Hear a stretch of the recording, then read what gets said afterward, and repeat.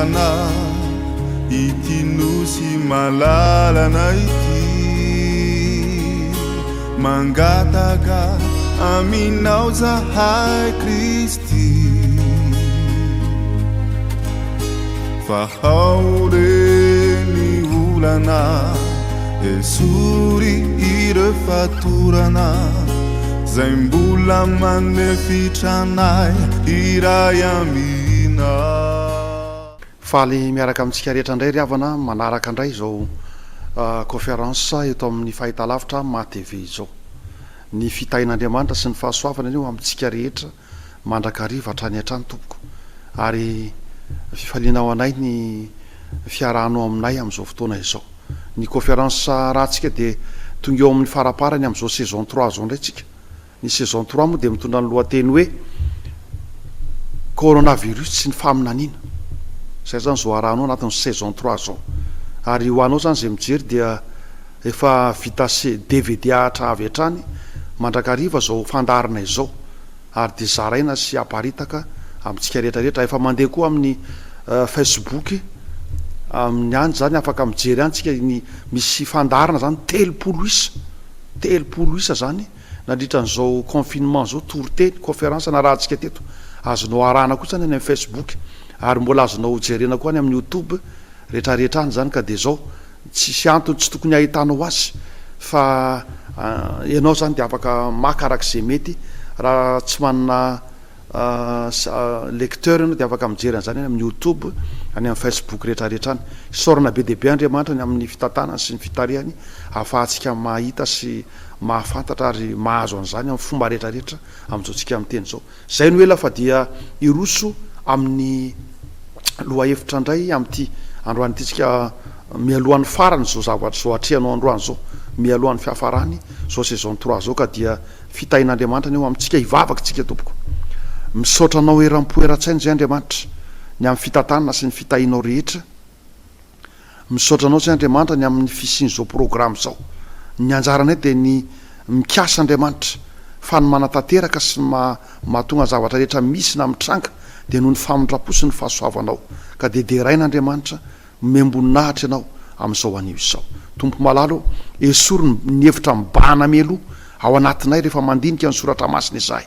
Efa manana zavatra inonay zay Andriamanitra sy ao anatinay ao ka dia indraindray tsy tafiditra tsy afaka mahazo laka ao amin'ny fonay eo amin'ny fiainanay ianao noho nyzany fisainana zay efa nyratovina sy efa mipetraka meloa ao anatinay ao zany ka dia mangataka aminao fanahy masina miro tsara ampidino eto anio Andriamanitra ny herinao mba hampiteny ny mpanomponao ary Jesosy io arotsay hivatravatra tokoa ny fanahy masinao anazavana saina sy ny fo any amin'ny tokantrano any amin'izay rehetra mijery sy miaino zao fandarina izao.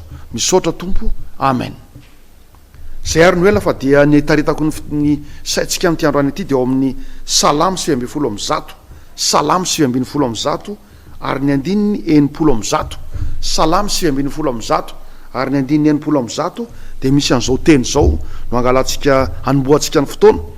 Fahamarinana ny totalikevitry ny teninao, fahamarinana no totalikevitry ny teninao ary mandrakizay ny fitsipika ao marina rehetra. Averiko indray, fahamarinana ny totalikevitry ny teninao. Ny fitambaran'ny soratra masina zany raha miainga any amin'ny bokin'ny Genesis ianao ka hatrany amin'ny Apokalipsy, ny fitambarana zany dia zavatra tokana nomeny fahamarinana.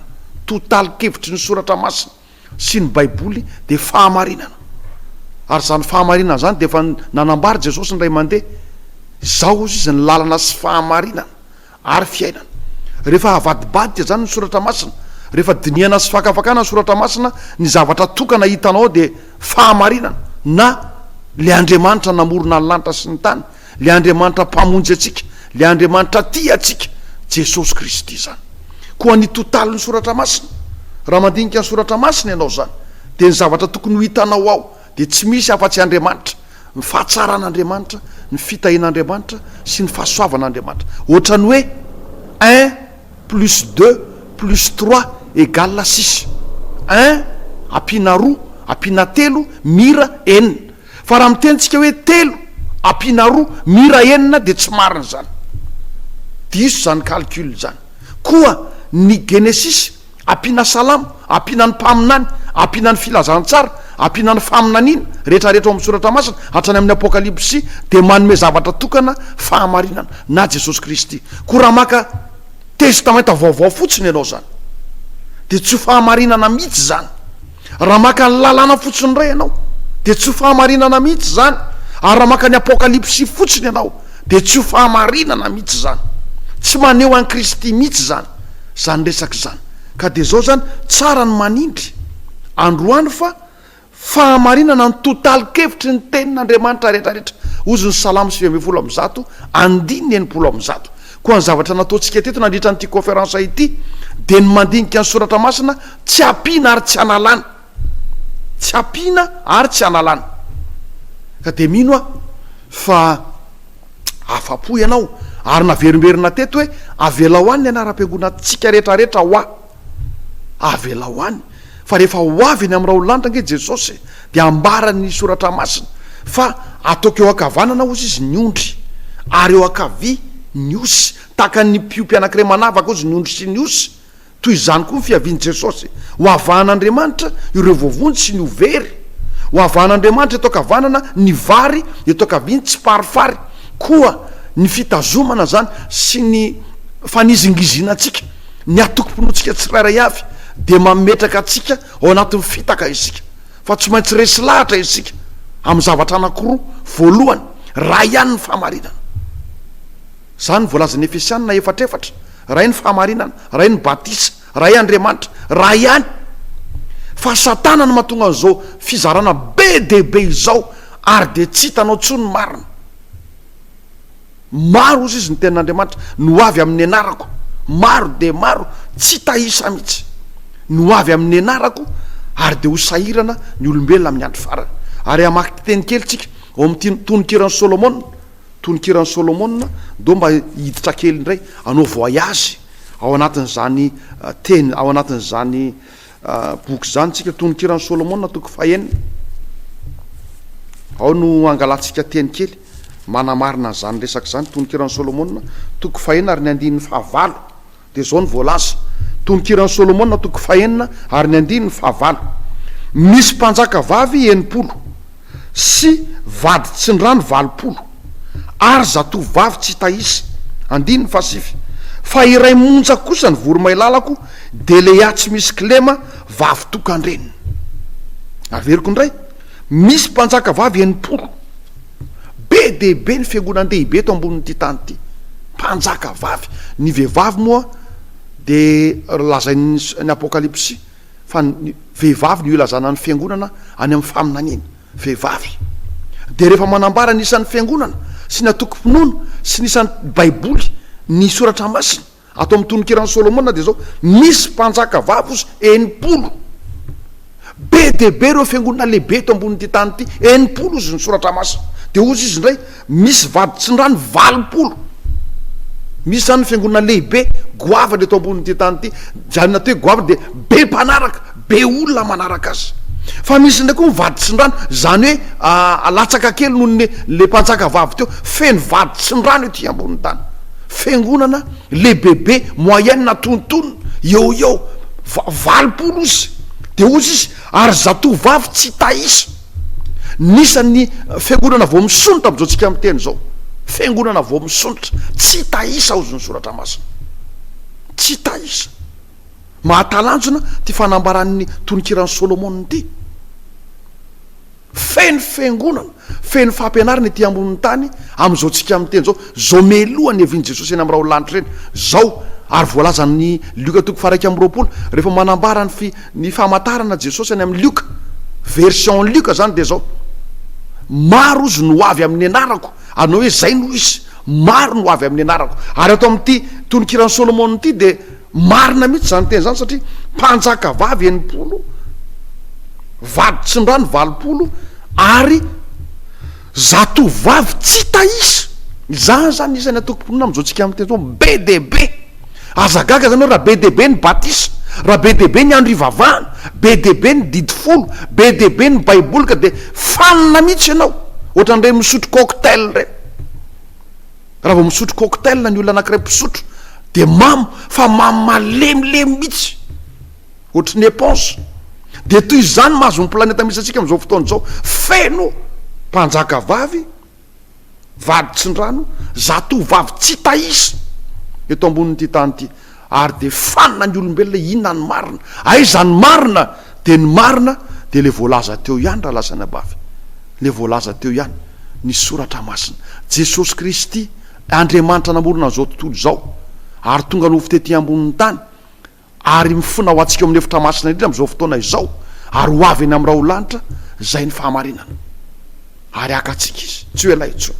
Ka zany mahatonga an'le salamy teo, salamy 110 andininy 80 zany manao hoe fahamarinana no totalikevitra ny tenin'Andriamanitra, ary mandrak'izay tsy vitany hoe fahamarinana zany ny totalina ny soratra masina io, fa ny teny rehetra zay voalazan'ny tenin'Andriamanitra de mandrak'izay zany hoe tsy azo anasorana ny tenin'Andriamanitra, tsy azo anampiana, fa efa nyresahana teto nandritra ny conférence, efa nozahan'Andriamanitra toetra tany naty memy impito eny zany tenin'Andriamanitra izany. Manaraka obolana 420, obolana 420, vakitsika kely indray zany vetivety, efa nyresahana teto fa mba tsindrina kely am'izao mamaraparana ny conférence saison 3 zao tsika.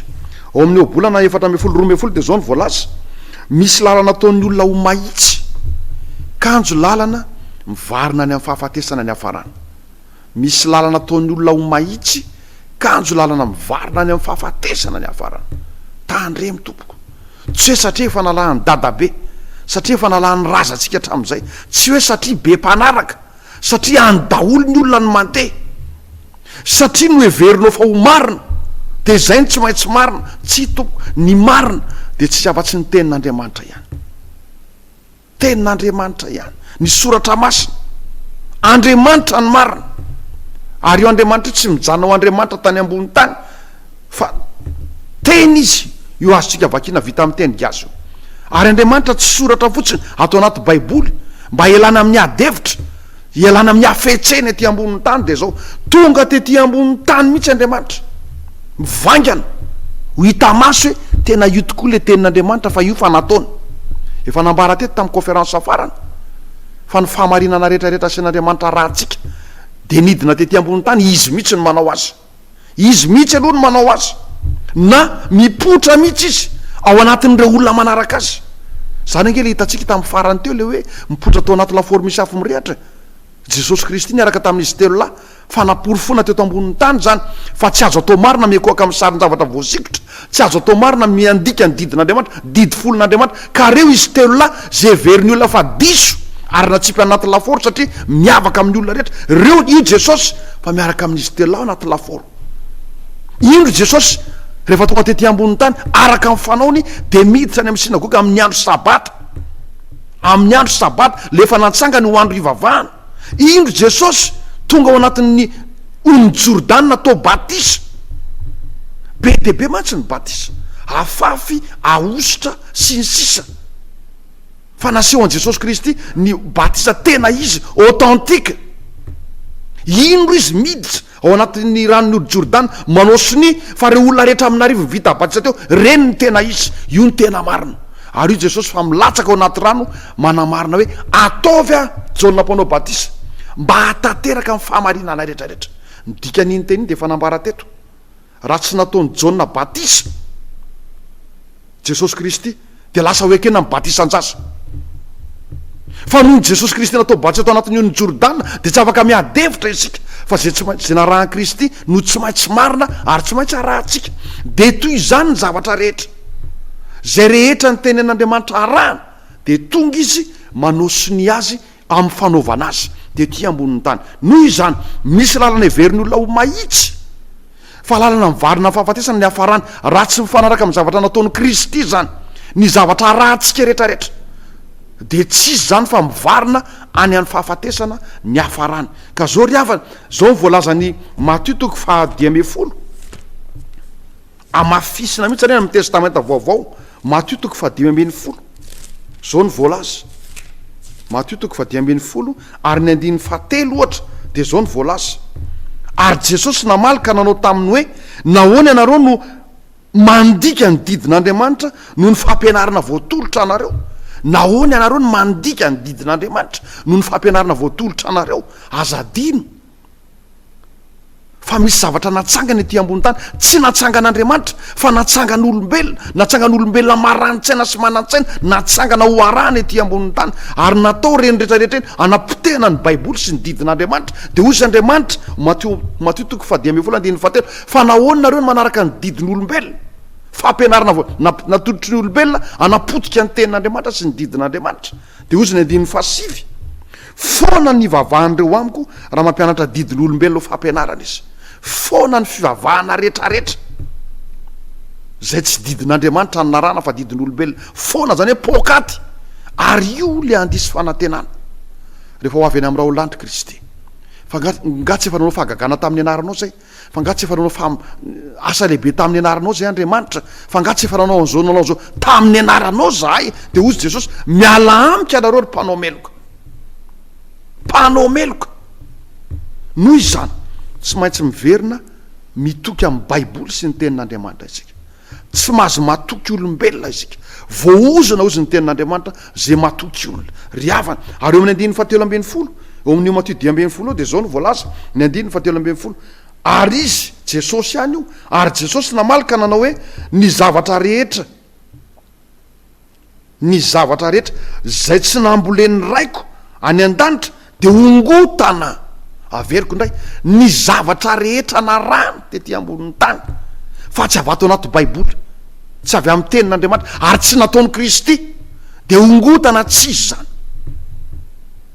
Ko mangataka anao amin'ity androany ity, miverena amin'ny soratra masina. Le soratra masina resako aloha de ty Baiboly zay efa 400 taona latsaky ty nidira teto Madagasikara. Fa am'izao tsika amin'ny teny zao mantsy samy manana amin'ny Baiboliny daholo ny olona. Arak'le voalaza teo hoe misy mpanjaka vavy 90, de vady tsy ny rano izy 20, ary de zatovo vavy tsy taisy eto ambony tany. Zany hoe fenao tokom-pivavahana ety ambonin'ny tany, ary reo de samy manana amin'ny Baiboliny ny akabiaza. Faniny ianao very mihitsy sy ny sisa sy ny sisa. De ry havana zany. Ka ao amin'ny Malaky toko voalohany 1:5, Malaky toko voalohany 1:5 de misy an'izao teny zao. Malaky toko voalohany 1:5 zao ny voalaza: ny zanaka manaja ny rainy, ny zanaka manaja ny rainy, ary ny mpanompo manaja ny tompony. Koa raharaya ho Jehova, aiza zay atsako. Baradaka mihitsy Andriamanitra atao amin'ny Malaky. Manaja ny ray aman-dreny ny olombelona ozy, manaja ny patron ny mpiasa, manaja ny mpanao lalàna sy ny mpitsara ny olombelona. De manontany Andriamanitra, raya raha ozy nareo hoe rainay zay ny an-danitra, rainareo aiza zay atsako. Ary raha tompo, raha zao ozy namorona zao tontolo zao namorona zavatra zany tompony ainareo, zany tompony zavatra aiza zay ajako sy tahotra ho Jehova. Koa zao conférence satrianao zao zany de zao: miantso ny olona rehetra zahay, miantso ny olona rehetra tompoko amin'ny anaran'i Jesosy, mba hiverina atahotra an'Andriamanitra sy hanome voninahitra an'Andriamanitra le namorona ny lanitra sy ny tany, le namorona ny masoandro, tompony trondro sy ny ranomasina, le namorona ny olombelona. Mangataka Andriamanitra atao amin'ny Malaky mba hanome voninahitra an'Andriamanitra raitsika isika, ary anaja sy atahotra ny tompo le namorona ny olombelona sy namorona ny hazo, tompony aina ao anatintsika ao, zay afaka mametraka azy ao anatintsika sy maka an'izany. Averiko le vaky teny Malaky toko voalohany 1:5, ny zanaka ozy de manaja ny rainy, ary ny mpanompo de manaja ny tompony. Koa raharay aho Jehova, aiza zay atsako. Ary raha izao ny tompo hoy le Andriamanitra tsoto, aiza zay tahotra ho Jehova tompony maro. Miantso nytsika rehetra zay manaraka nyty conférence tia, ny afatra lehibe amin'ny andro farany mialohan'ny avian'i Jesosy eny amin'ny raha anaty, ny Apokalipsy 4:5 sy 7 de zao ny anankiray: matahoran'Andriamanitra ka omeo voninahitra izy fa tonga ny andro fitsarana. Ho resantsika manokana io fitsarana io amin'ny fandarana farany rapitso fitsarana. Fa zao ny antsoantso ny anjely voalohany amin'ny apokalipsy ny afatra voalohany manandanjy ety ambonin'ny tany mialohan'ny fiaviany Jesosy eny amin'ny lanitra dia zao mifetsona ny olombelona rehetrarehetra anaja sy atahotra an'Andriamanitra ary anome voninahitra an'Andriamanitra le namorona ny lanitra sy ny tany le afaka mandringana ny fahafatesana le afaka mandrava ho toy ny tsy misy zao tontolo zao ary afaka nampisany zao tontolo zao tao anatin'ny tsy misy any amin'ny Genesis miantso ny malakitoko voalohany mba hanaja ny raintsika le tena niteraka atsikatsika dia Andriamanitra zany rainay zay ny an-danitra ho amasinina ane ny anaranao ho tonga ane ny fanjakanao ho atao ane ny sitraponao mangataka ny malaky mba ho taterahana io paragrafy voalohany amin'ny rainay zay ny an-danitra io am'izao tsika amin'ny teny zao ne matahotra sida ny olona fa tsy matahotra mijangajanga ry havana am'izao tsika amin'ny teny zao dia matahotra aretina sy coronavirus ny olona fa tsy matahotra ny anota sy andika ny didin'Andriamanitra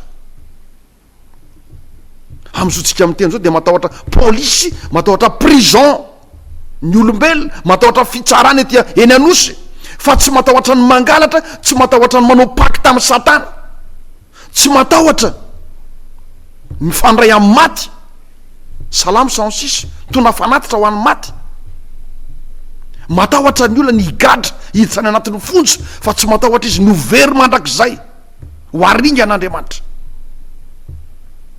ary matahotra ny olona tsy hanaraka ny be sy ny maro matahotra ny olona raha ohatra ka tafasaraka amin'ny be sy ny maro tafasaraka amin'ny ankohonana rehetrarehetra ny zavatra fanaohatra amin'izay fa tsy matahotra ny olona ny anitsakitsaka ny andro zay nivavahan Jesosy Kristy ny batisa nanaovana Kristy tsy maninona na tsy atao zany fa raha vao tsy atao ny zavatra nampanaoviny razambe hatramin'izay dia matahotra ny olombelona dia ozy Andriamanitra raha zany ray aiza zay atsako ary raha zany tompo mpamorona sy tompony zavatra rehetra aiza zay tahotra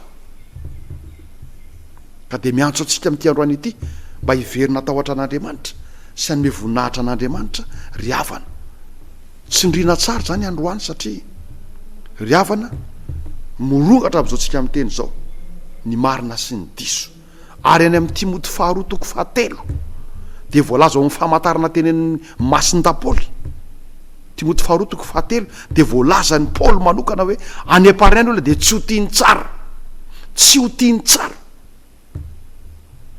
hiverina zany le zavatra nitranga hoe iza ny tianareo Jesosy Kristy sa Barabasy dia amin'izao andro farany zao tena tsy menatra mihitsy zao tontolo zao ny miteny fa ny fahotany sodomita ny tianay ozy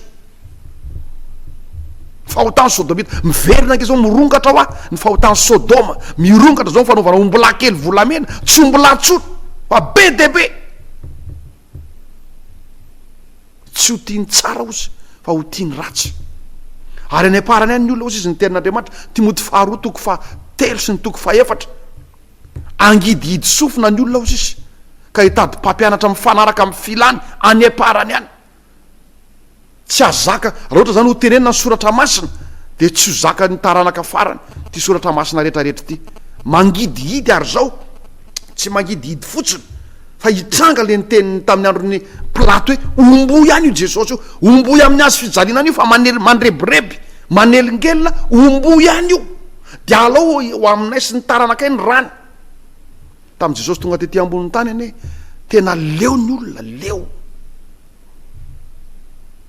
ary tonga ny satana teo amin'ny faratapony mihitsy hoe iza ny tianareo mpamon'olona vesa samy tompony aina ao amin'ny asan'ny apôstôly 7 dia ozy Petera mpamon'olona ozy nofidinareo anareo fa ny tompony aina kosa nombonareo sy ny vononareo tamin'ny azo zany dia hiveriny io melohan'ny aviany Jesosy any amin'ny raha olanitra hiveriny zany toetsainy zany leo baiboly ny olona leo ny didin'Andriamanitra zany leo any Kristy ny olona leo fahamarinana leo fahadiovana fa alohan'ny olona zavatra marikoriko zavatra ratsy tafavady tia tanteraka ny go na ara-panahy io na tsotro zao fotsy voavadiky satana tanteraka ry havana ao Matthieu 7:20 andininy 2:10 sy ny 10:10 dia misy an'izao teny zao aza adino teo mantsy dia nanamafy aho hoe fahamarinana ny totaly kevitry ny tenin'Andriamanitra tsy azonao atahorana zany, azo antoka efa nysedraina. Fa zao nyvoalaza amin'ny Matio 7:1 aloha vakitsika 2:10 de zao ny voalaza. Ary noho ny nandeha izy ireo indreny ny mpiambina sasany nakany amin'ny tanàna ka nilaza tamin'ny lohampisorona ny zavatra rehetra zay vao niseho. Ary rehefa niangona izy mba miloa olona de niara-nihevitra ka nanome volabe ny miaramila ary nanao hoe lazao hoe ny mpiandro ny tonga alina ka nangalatra amin'ny fatiny Jesosy raha sendra natory izahay. Tsangana tamin'ny maty mantsy Jesosy Kristy tamin'ny andro fahatelo, maraina ny andro voalohany amin'ny herinandro ozy izy ny marika toko farany. Ndo vakitsika kely zay vetivety azafady. Marika toko 1:10 andiny fasivy, marika toko 1:10 andiny fasivy. Ary rehefa nitsangana tamin'ny maraina ny andro voalohany amin'ny herinandro Jesosy de niseho voalohany tamin'ny Maria Magdalene. Ny andro nitsangana Jesosy tamin'ny maty de maraina amin'ny andro voalohany amin'ny herinandro, dimanche zany, alahady. Tsy lundi zany ny andro voalohany amin'ny herinandro, tsy latsinainy, fa alahady ry havana. Io ny andro nitsangana Jesosy tamin'ny maty ary andro voalohany amin'ny herinandro izy nisoratra masina. Fa mba ho fanapotehana ny sabata le andro ivavahana natsangan'Andriamanitra tary amin'ny famoronana sy ny didin'Andriamanitra ao amin'ny didy folo. Ary ny vavahan Jesosy Kristy aty amin'ny testamenta vaovao ho fanapotehana fotsiny io didin'Andriamanitra io de lasa natao alatsinainy ny andro voalohany amin'ny herinandro. De zao rehefa nitsangana tamin'ny maty ty Kristy ty de zao nivory ny miaramila sy ny loolona sy manam-pahefana tamin'ny andro Pilaty sy Herode de niteny hoe omena vola be nareo, fa teneny hoe tsy nitsangana tamin'ny maty zany Jesosy fa nisy nangalatra ny fatiny ary ny mpianany ihany nangalatra azy, ty ny vola be. Ndresahana teto a fa am'izao amin'ny teny zao dia misy olona eto ambonin'ny tany, misy réseau eto ambonin'ny tany mena vola be anitsakitsaka sy ampandainga fotsiny Baiboly, ny tenin'Andriamanitra, ny didin'Andriamanitra, ary ilaza lainga fotsiny ety ambonin'ny tany, ary miroborobo zany stratégie zany am'izao amin'ny teny zao. Le hoe zatovavy tsy tahisa, mpanjaka vavy 20, vaditsindrano 80, zany hoe fiangonana BDB ny akabeazana de mena vola be mba andiso hiteny fa tsisy tsony io tenin'Andriamanitra io. Ary zao mivolaza ny 10 ny amin'io Jesosy nitsangana tamin'ny maty tsy avelandry zareo teneniny io hoe nitsangana tamin'ny maty. Eo ny 10 amin'ny Matio 7:20 de zao mivolaza de nandray ny vola be izy ka nanao araka ny teny nomena azy, ary zany teny zany de naheliny jiosy mandrak'andro any tompoko. Zay le niteneniko teo am'izao tsika amin'ny teny zao, ary tsy mandrak'andro any ihany fa mandra-piaviny Jesosy any amin'ny raha olanitra. De misy ekipa ety ambonin'ny tany, misy troupy ety ambonin'ny tany, misy fikambanany ety ambonin'ny tany tena mena vola be mihitsy, mpanefoefo. Ary ny zavatra ambarany de zao ny tsy anambarany marina fa ilaza lainga eto ambonin'ny tany. Fataro zany ry havana. Zany mahatonga ny Jeremia toko 7. Zany mahatonga ny Jeremia toko 7 andin'ny faefatra manao hoe, Jeremia toko 7 andin'ny faefatra manao hoe aza mahatokony teny lainga hoe tempolon'ny Jehova, tempolon'ny Jehova, tempolon'ny Jehova amin'ny andro farany. Averiko indray, zany mahatonga ny Jeremia manao hoe aza mahatokony teny lainga hoe tempolon'ny Jehova, tempolon'ny Jehova, tempolon'ny Jehova ity. Jeremia 7:4. Tsy tahisa nisan'ny fiangonana am'izao fotoana zao sy atoko-pinoana fa ny akabeazany maro am'ireo ekipa sy vondrona ireo tena misy sy mitrangy ety ambonin'ny tany mba ilaza mandrak'androany ny lainga sy ny diso. Ary eo amin'ny Jeremia toko 7:7 io jerenao nge ohatra fa inona moa zavatra tsy tokony atokisantsika ny fiangonana amin'ny andro farany. Raha fa fitinana zany de zao aza de mahatoky metehatra loatra ho amin'ny fiangonana amin'ny andro farany, fa Baiboly irery ihany atokisana. Zao mantsy eo amin'ny 9:7 amin'le hoe tempolon'ny Jehova, tempolon'ny Jehova, tempolon'ny Jehova ity ny 10 minitra farany rahantsika. De zao ny voalaza: ay angalatra sy amon'olona sy jangajanga ianareo, ary miania tsy to sy andory didika azy manitra ho an'ny bala andiny fahafolo nefa de avy eto anatrehako am'ty trano ty ny etsona ny anarako ty ihany ianareo ka manao hoe voavonjy izahay zany ny fivavahana amin'ny andro farany io trano io zany de trano ivavahana mpivavaka ny ao anatiny mivavaka mideran'Andriamanitra fa ny zavatra atao anatiny andiny fasivy mangalatra mamono olona mijangajanga mandory didika azy manitra ho an'ny bala sy ny sisa ary ny andiny fahafolo de miteny nefa manao hoe ho voavonjy isika ary tonga eo anaty an'Andriamanitra mivavaka isan'andro zany no toe zavatra hitranga amin'ny andro farany riavana zany ny zavatra iseho mialohan'ny avian'i Jesosy Kristy ety ambonin'ny tany koa ny 10 minitra farany iarahako aminao de miantso anao dinionareo ny soratra masina fa ao ny manambara ary eo misy ny fiainana mandrakizay ary zao mivoalazan'ny Daniel toko 12 Daniel toko 12 ary ny andiny 7 zao ny voalaza Daniel toko 12 ary ny andiny 7 ary zay endry dia mirapiratra toy ny famirapiratry ny lanitra ary zay mamerina ny maro amin'ny fahamarinana de ho tahaka ny kitana mandrakizay tory ny bokin'ny Daniel de bokin'ny Faminaniana de tahaka ny bokin'ny Apokalipsy faranana amin'ny fitoriana filazantsara faranana amin'ny fanehoana ny mahazavatra ambony dia ambony fitoriana filazantsara ny Daniel bokin'ny Daniel ary eto amin'ny Daniel toko 12 andiny 7 de zao ny olona mirapiratra amin'ny andro farany ny olona mamirapiratra ohatrany kitana mandrakizay tory amin'ny andro farany de reo olona mamerina ny olona amin'ny fahamarinana soratra masina tsy ampiana ary tsy analana ireo olona mamerina ny olona eo amin'ny Jesosy Kristy irery ihany ary voalaza na verimerina teto fa ny olon'Andriamanitra amin'ny andro farany zanaka sisa ny ilazana azy amin'ny Apokalipsy 10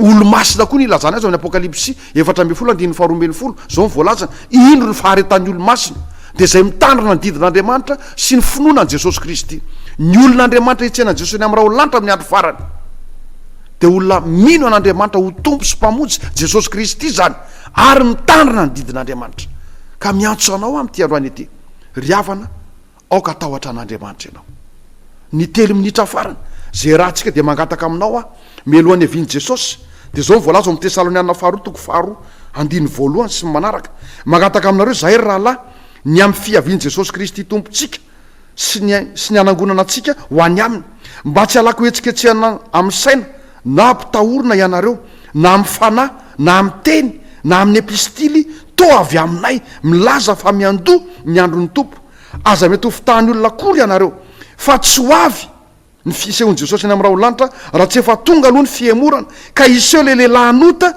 de le zanaky ny fahaverezana le manohatra ka manandra tena ho ambony no zay rehetra atao hoe Andriamanitra na zay ivavahana ka de mipetraka eo amin'ny tempolon'Andriamanitra izy ary manao ny tena no Andriamanitra mialohan'ny avian'i Jesosy ny am'raha lanitra de tsy azo atokisana ny fiangonana ny tempoly amin'ny andro farany fa ao mihitsy no mipetraka le tena mpandika sy nanovan'ny didin'Andriamanitra ao no mipetraka avy eo no mipotra ny lainga sy ny fahotana ary re amin'ny andininy fa valy de zao voalaza ary de aseho le tena mpandika lalàna zay ho levon'i Jesosy tompo amin'ny fofinain'ny vavany amin'ny fisehoan'ny fiaviany ny fiavy le iny ny fiavy ny fiangonana zany amin'ny andro farany sy ny fitaka de zao ny fiavy le iny de araka amin'ny fiasan'ny Satana amin'ny hery sy ny famantarana sy ny fahagagana mandainga rehetra feny fahagagana amin'ny fiangonana amin'ny andro farany feny hery feny zavatra manaitra sy mahatalanjona saingy mandainga mandika ny didin'Andriamanitra sy ny sisa de ry amin'ny andininy 1:10 ka izany no ampanateran'Andriamanitra fiasan'ny fahadiso-kevitra amin'ny olombelona inony lainga mba ho elohana avokoa zay rehetra tsy mino ny marina fa nakasitraka ny tsy marina mialohan'ny avian'i Jesosy ny am'raha lanitra amin'ny andro farany dia tsy ny baiboly tsony ho an'ny olona fa inony tsy marina sy ny lainga sainga eo anatin'ny marina sy ny tsy lainga de laroan'ny Satana fahagagana sy famantarana zany fivavahana izany riavana ho avy eny am'raha lanitra Jesosy Kristy ary ny 2 minitra farany amarana antsika azy de zao voalaza Tesaloniana 1:4 andininy fa 9 sy ny manaraka fa ny tenan'ny tompo nidina avy any an-danitra amin'ny fiatsoana sy ny feon'ny arkanjely ary ny trompetra an'Andriamanitra ka zay maty eo amin'ny Kristy no hitsangana aloha. Ary rehefa afaka zany dia isika zay velona ka mbola mitoetra ao amin'ny tompo no akarina hiaraka aminy ho any amin'ny rahona hitsainan'ny tompo eny amin'ny abakabaka, dia ho any amin'ny tompo mandrakariva isika. Ka dia mifampionoana ianareo amin'izany teny zany. Misy miteny hoe tsisa zany fiavian' Jesosy zany tsy ho hita maso zany, fa ny anjely dia niteny hoe iny Jesosy zay nakarina taminareo nakany an-danitra iny dia ho avy takany nahitanareo azy. Ary ato amin'ny Tesaloniana voalohany dia ho avy eny amin'ny raha ho lanitra ny tompo ny tenany. Ka zay maty eo amin'ny tompo no hitsangana aloha, ary ny olombelona zay velona ety ambony tany mbola mitoetra sy manaraka an'Andriamanitra no anaraka azy. Hivavaka itsika. Andriamanitra maefa ny zavatra rehetra. Mino zay Andriamanitra fa tena ho avy ianao, satria efa mamerina ny maro ny fahamarinana ianao Andriamanitra, dia ao amin'ny soratra masina ao amin'ny Kristy. Mino zay Andriamanitra fa ho be dehibe ny malagasy tsy 10 fotsiny, fa ho maro Andriamanitra no ino an'izao tena ampitondraina izao ka hiverina ribebaka anaraka anao. Andriamanitra ampizo mba tsy ho variana ho voafitaka amin'ny telo lainga hoe tempolon'i Jehova, tempolon'i Jehova, tempolon'i Jehova ty, fa ampizo Andriamanitra ho resy lahatra fa ny teninao ny fahamarinana. Ary ozy ianao hoe manamasinana zay ny fahamarinana, ny teninao ny fahamarinana. Ampizo Andriamanitra ino zany teninao zany, tahaka ny Lutera tsy hivoana ary tsy ala amin'izany Andriamanitra, ary hijoro hitory izany koa amin'ny hafa. Andriamanitra momba anay, ary za manara anay Andriamanitra hiala eo anatrianao, fa manafany amin'ny ratsy, fa anao ny fanjakana sy ny hery ary ny voninahitra mandrakizay. Amen. Sedra olana ity nosy malalana ity, mangataka aminao zahay Kristy, fa ao reny olana esory ireo fatorana zay mbola manefitra anay iray ami